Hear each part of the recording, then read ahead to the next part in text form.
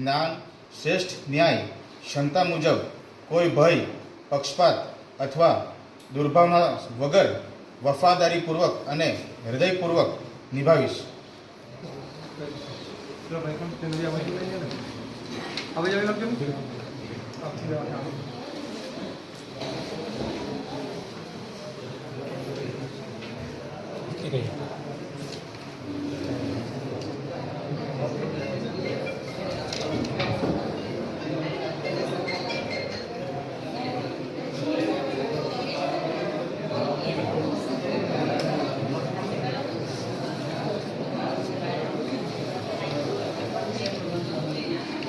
રેખાબેન મહેશભાઈ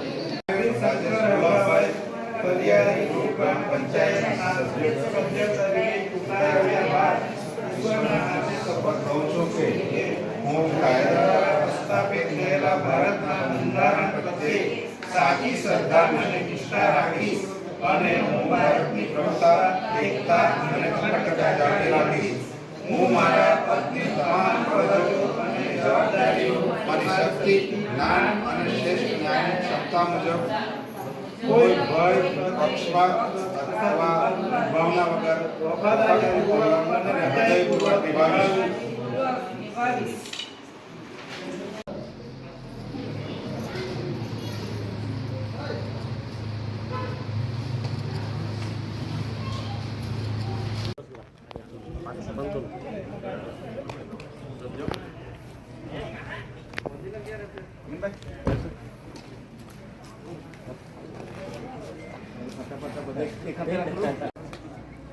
नहीं मैं जाऊँ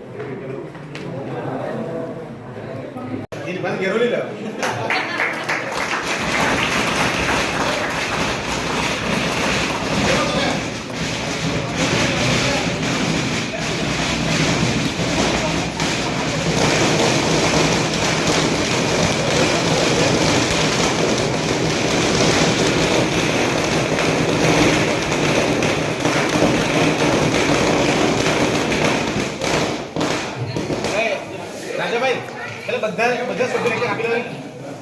એક જ મિનિટ.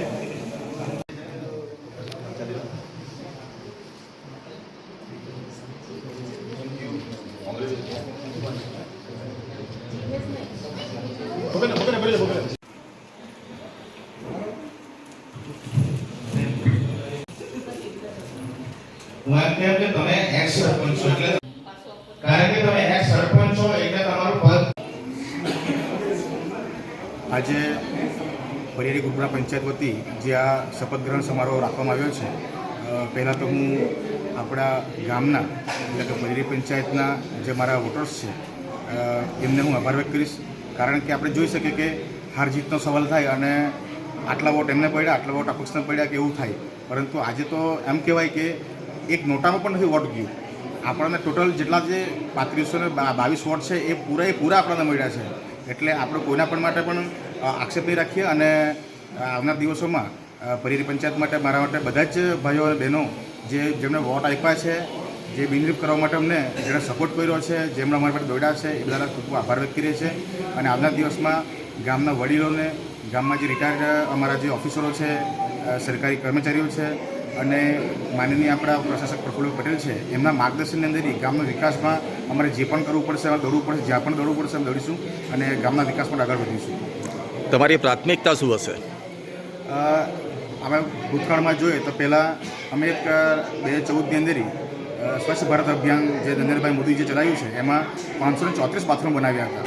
આજે પહેલો તબક્કો એમ જોઈએ છે કારણ તે સમયે દીકરી માતાઓ એમને જે ખુલ્લામાં શૌચ કરવા જતું હતું એ ખરેખર પ્રધાનમંત્રીજીના આશીર્વાદથી અને માનનીય પ્રશાસક પ્રફુલભાઈના માર્ગદર્શનથી આપણે ગામની અંદર 534 બાથરૂમ બનાવે છે. હવે પ્રાથમિકતા છે કોઈ ઘર બાકી નહીં રહી ગયા હોય અને બીજું કે જે બન્યા છે એ કદાચ રિપેર કરવા પડશે એવું લાગે છે. તો એના માટે અમે સાહેબ પાસે પહેલી માંગણી કરીશું કે આપણે બેન દીકરીઓને સ્વચ્છ કરવા માટે પાછું બહાર ન જવું પડે અને એમના ઘરમાં જ આ શૌચાલય પાછું સુવિધા સરખી થઈ જાય.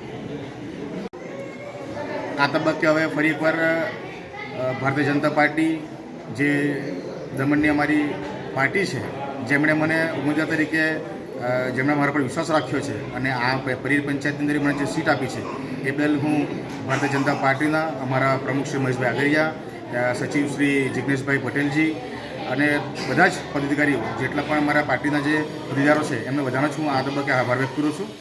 ભારત માતા કી જય.